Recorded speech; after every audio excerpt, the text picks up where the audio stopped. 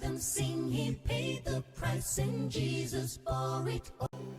Ìkíni látòrí Káfárì sí gbogbo èyí tí ẹ̀ ń wò wá. Calvary greetings to you, our A sì viewers. kí káàbọ̀ sórí ètò wa. We welcome you to your program. Ẹ̀yin ò mọ̀ òtítọ́. You shall know the truth. Lónìí, Today, àkòrí tá a fẹ́ gbé wò. the topic for discussion Ó wípé Ọlọ́run kì í ṣe Ọlọ́run rúdurùdu. is that God is not an author of confusion, Pàápàá jùlọ nígbà tá a bá ń sọ ohun tó ní ṣe pẹ̀lú iṣẹ́ ìsìn wa. especially in relation to our worship service to God. Inú ìwé Kọ́ríńtì kìíní orí kẹrìnlá láti ẹsẹ̀ ìkẹtàléníọgbọ̀n láti rí ọ̀rọ̀ yìí. This is found in the first book of 1 Corinthians chapter 14, verse 33. Àwa máa gbójú wo kí ni ètò Ọlọ́run ní orí àkòrí yìí. And we shall be examining what is God's plan concerning this subject Àti ọ̀nà àbáyọ pẹ̀lú. and the way out. Nítorí pé nígbà tá a wo agbègbè wa lónìí. For when we look all around us, A rí i pé ọ̀pọ̀lọpọ̀ àwọn ènìyàn ó kún fún ìpòrúurú wípé èyí gan ni ó jẹ́ ọ̀nà ní pàtó. a lot of people are confused about which one is the way actually. Nítorí pé onírú àgbékalẹ̀ náà la rí tí àwọn èèyàn tí wọ́n gbé kalẹ̀ láti sọ wípé wọ́n sin Ọlọ́run. For we have seen various forms of establishment laid down by people in a claim that they are serving Tó God. bá jẹ́ wípé Ọlọ́run àwọn àgbékalẹ̀ ó wá láti ọwọ́ Ọlọ́run, ó jẹ́ wípé Ọlọ́run wa ó jẹ́ Ọlọ́run ẹni tó mú rúdurùdu wá. If all these setups and plans are from God, it then denotes that God is an author of confusion. Ṣùgbọ́n láti ìpilẹ̀ṣẹ̀ wá, But from the beginning, a rí i pé Ọlọ́run wa kì í ṣe Ọlọ́run rúdurùdu. it has been acclaimed, it has been made clear that God is not an author of Ó jẹ́ Ọlọ́run confusion. tó ń ṣe gbogbo nǹkan rẹ̀ ní létò àti létòlétò. God is a God of orderliness. Tí a bá gbójú wo àtẹ̀yìnwá, When we look there before a time, rí i pé Ọlọ́run gbogbo ohun tó ń ṣe nípa ìgbàlà òun náà ló wà títí di ìsinsìnyí. all the things that God has laid down for man concerning salvation are still there till today. Àwa rí ọ̀pọ̀lọpọ̀ àwọn àgbékalẹ̀ lónìí tí wọ́n sọ pé àwọn ń sin Ọlọ́run. We have a lot of people establishing their own righteousness and claiming they are serving A God. sì rí ìwé mọ́jẹ́kọ́júmọ̀ fún wa wípé Ọlọ́run ẹyọ kan ṣoṣo ló wà. And the Bible teaches that there is only Tó one bá jẹ́ God. pé Ọlọ́run ẹyọ kan ṣoṣo ló wá wà. If there is one God, Ǹjẹ́ ṣé nínú ìfẹ́ wa àbí Ọlọ́run á lè sọ fún wa pé ká máa sìn bẹ́ẹ̀ ní onírúurú ọ̀nà bí? will God then permit us to worship Him in various ways? A máa gbójú wo eléyìí nínú ọ̀rọ̀ This we Ọlọ́run. shall be examining from God's word. Nítorí a rí àgbékalẹ̀ àwọn olùmíràn wọ́n pera wọn ní aláṣọ funfun, àwọn aláṣọ ara, àwọn aláṣọ àgùdà. Ǹjẹ́ sí gbogbo eléyìí ó wá láti ọ̀dọ̀ Ọlọ́run bí? There are some people, they claim they are white garment churches. Some claims they are in mufti. Some claim they are Catholics, and all of them like that. Do they come A from rí àwọn God? ajẹ́rìí Jèhófà, a rí àwọn ẹlẹ́sìn Mùsùlùmí. Ǹjẹ́ ṣé rúdurùdu kò sí nínú àwọn nǹkan wọ̀nyí bí? We have those who claims they are witnesses to Jehovah. We have those who are in Islam. All of these things, are there no confusion? Did they emanate from God? Ẹ jẹ́ ká wá wò kí ni ètò àbí ìpinnu Ọlọ́run. Let's now examine what is God's plan. Nínú ìwé Jeremiah orí kejìléníọgbọ̀n, When we examine Jeremiah chapter 32, láti ẹsẹ̀ ìkejìdínlógójì sí ẹsẹ̀ ogójì, from verse 38 to verse 40, pàápàá jùlọ ẹsẹ̀ ìkọkàndínlógójì, especially verse 39, ẹ̀rí Ọlọ́run sọ níbẹ̀ pé the Lord says, ó ní èmi ò fún wọn ní ọkàn kan àti ọ̀nà kan. He said, He is going to give them one heart and one way, Ó ní pé kí wọ́n lè máa bẹ̀rù mi àti àwọn ọmọ wọn. that they may fear me and them and their A rí children. pé ọ̀nà kan ṣoṣo náà ni Ọlọ́run sọ pé òun yóò gbé kalẹ̀ fún àwọn ènìyàn láti máa sìn òun. God has made it clear that He has a way that He is going to lay down for man to worship Pẹ̀lú Him. tó bá sì dúró nínú ọ̀nà irú ẹni bẹ́ẹ̀ òun náà ni yóò yè. And whosoever abide in that way will receive life. Jésù Kristi nínú ìwé ìrètí Jòhánù orí kẹrìnlá, Jesus in John chapter 14, ẹsẹ̀ ìkẹfà rẹ̀. verse 6 of it, Ẹ̀rí ó wá jẹ́ kó di mọ̀ fún wa pé gẹ́gẹ́ bí ìlérí tọ́lọ́run ti ṣe nínú ìwé Jeremiah wípé òun náà ni ọ̀nà yìí. He now brings to fulfillment the promise of God in the book of Jeremiah that He, Christ, is the way, Òun náà ni ọ̀nà òtítọ́ àti ìyè. the truth, and the life. So ohun gbogbo tó bá ti ní ṣe nípa iṣẹ́ ìsìn sí Ọlọ́run, ọ̀dọ̀ Jésù Kristi náà la lè gbà dé ọ̀dọ̀ Ọlọ́run. Or whatsoever that pertains to godliness and righteousness, man can only go through one way, Jesus Christ.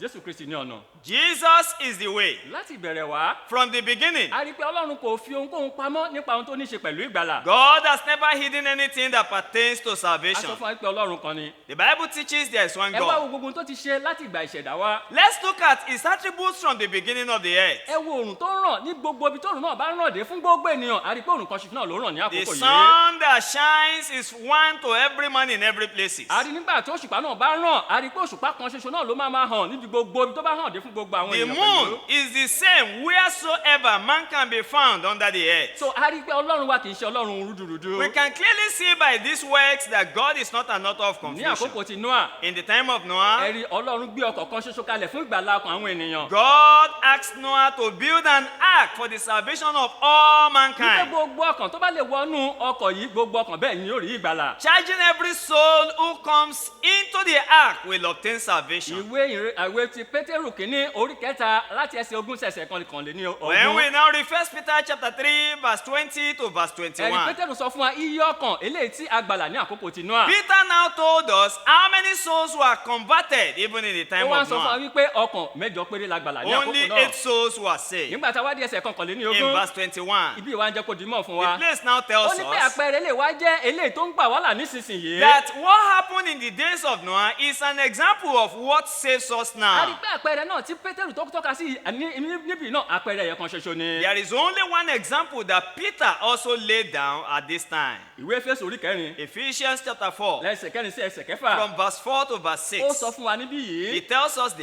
there, àwọn ohun méje náà la dárúkọ fún there wa are níbí 7 yìí. fundamental things that were gbogbo mentioned. àwọn nǹkan wọ̀nyí ó sì jẹ́ ìkan Each kan. of those things are one. a sọ fún wa wípé ọlọ́run kan There is one God. olúwa kan There is one Lord. ìgbàgbọ́ kan There is one faith. baptism kan One baptism. ìrètí kan One hope. àti ìrìbọmi kan And one a rí baptism. gbogbo àwọn nǹkan tó ní í ṣe pẹ̀lú ìgbàlà ọkàn ènìyàn. All of these things are essential for the so salvation of gbogbo nǹkan mankind. ọlọ́run tó ń ṣe nípa ìgbàlà ó jẹ́ nǹkan ẹyọ kọ̀ọ̀kan. All that God has always done concerning the salvation of man is one. so a ò lè máa sin ọlọ́run lónìí rọ̀nà káwá rí ti pé à ń lọ sí ọ̀dọ̀ ọlọ́run. You can never, or God has never permitted man to serve him in diverse ways and you still expect to a meet rí with pé him. èṣù òun náà ló gbé onírò àwọn àgbékalẹ̀ ló gbé kalẹ̀ fún àwọn ènìyàn láti máa wò pé ó wá láti ọ̀dọ̀ ọlọ́run. Satan is the author of the various confusion that man find himself today thinking those things ẹ emanated jẹ́ ká from rántí bó God. ti bẹ̀rẹ̀ iṣẹ́ yìí láti inú ọgbà Édẹ́nì wá. From the Garden of Eden, he has started this nígbà work. tó pe ọlọ́run ní onírọ́. When he claims that God ó is sì a jẹ́ pé òun liar. gangan ni bàbá onírọ́. And the devil himself is the father ẹ of rántí nínú lies. ààfin ọba Fáráò. In the palace of Pharaoh, àtúndì nǹkan tó ṣe nígbà tí Mósè náà tó sọ ọ̀pá ọwọ́ rẹ̀ tì we sílẹ̀. saw the deceit that the devil perpetrated when Moses dropped his own a rí staff. nígbà tí a bá níbi tí a bá ti rí ojúlówó. When you see the original, a rí pé kò sí kó má sí àlùpàídà níbi there àbí is àyídáyídá. definitely going to be the ọ̀nà counterfeit. kan ṣoṣo náà ni ọlọ́run gbé kalẹ̀ fún There is ìgbàlà only one lónìí. way that God has laid down for salvation. ọlọ́run kò sì fi rújú fún ẹnikẹ́ni. And God does not hide this for any man. kí wá ní ọ̀nà ọ̀nà What àbáyọ. is the way out? ìwé ìrètí Mátì orí keje Matthew chapter 7, ẹsẹ̀ kẹtàlá sí ẹsẹ̀ kẹrìnlá. verse 13 to verse Jésù 14. Kristo Olúwa sọ fúnra rẹ̀ wá níbí Jesus yìí. Christ says, ẹ̀rí ó sọ fún wa wípé ọ̀nà kan wà eléyìí tó jẹ́ pé gbòòrò àti oníbù eléyìí tó lọ síbi ìparun. there is a way that leadeth unto condemnation. ó ní ṣùgbọ́n eléyìí tó lọ síbi ìyè ó ní tóró àti híhá níbi ọ̀nà náà. But why that one is broad, the one that leads to life is narrow, Ó but ní it leads to díẹ̀ sì ni life. àwọn tó sì ń rìn. And only few has found ẹni it. pé ní gbogbo ọ̀rọ̀ Ọlọ́run sọ fún wa nípa nǹkan kan ṣoṣo tó ní ṣe pẹ̀lú God ìgbàlà has wa. always established from his word that only one thing is essential for our so tá a salvation. bá fẹ́ rí ìgbàlà nísinsìnyí. If you desire to acquire salvation a gbọ́dọ̀ today, tọ̀ Kristi wá. you must come to Jesus. nípa láti gbọ́yìn rere ikú àti àjíǹde Jésù Kristi. By hearing the message of the gospel which centers on his death, burial, and ẹ̀rí resurrection. ìwé Rome orí kẹwàá ẹsẹ̀ kẹtàdínlógún ó nípa gbígbọ́ ní ìgbàgbọ́ sí máa ń wá. chapter 10 verse 17 says faith comes by so a hearing. gbọ́dọ̀ gbọ́ ìrètí Jésù You Kristi must Olúwa hear that wa. message of the gospel. lẹ́yìn tí a bá ti wá gbọ́. After àwa that, gbọ́dọ̀ ní ìgbàgbọ́ nínú ọ̀rọ̀ you náà tí a must gbọ́. believe that message you have heard. ẹ̀rí ìwé Jòhánù orí kẹjọ ẹsẹ̀ kẹrìnlélógún. John chapter 8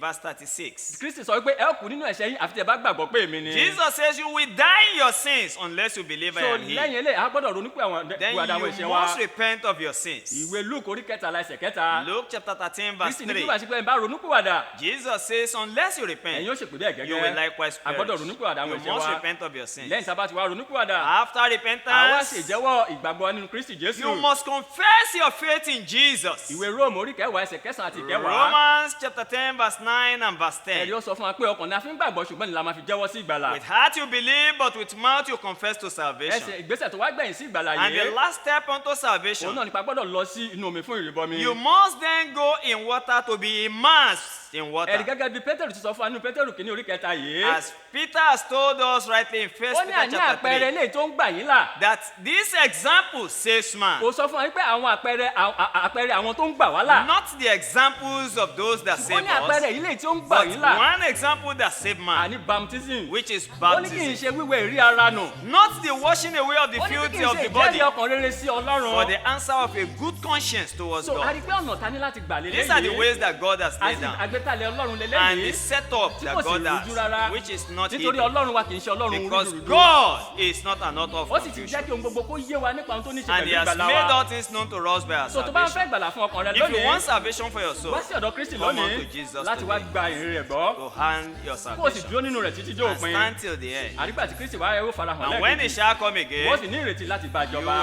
will live with Him. Tó bá fẹ́ eternally. mọ̀ sí nípa àkórí yìí, If you want to know more about this wọ́n sì jọ subject, Kristi eléyìí tó wà ní agbègbè contact the rẹ̀. Church of Christ nearest to Olúwa you. yóò sì bùkún fún bí ẹ ti ń ṣe May yìí. God bless you as you do this. Àmín. Amen.